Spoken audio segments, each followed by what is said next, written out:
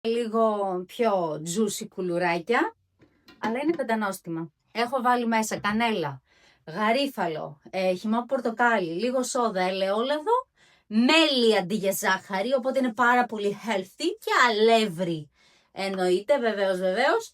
Και πάμε να δούμε το ζύμωμα. Έχω ξεκινήσει ήδη το ζύμωμα και πλάθω κουλουράκια με τα δυο μου τα χεράκια.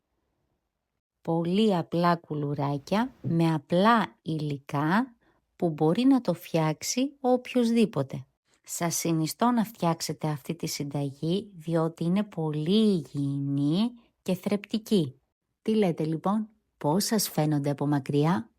Θα γράψω τη συνταγή στη λεζάντα για να μπορείτε να τα φτιάξετε κι εσείς.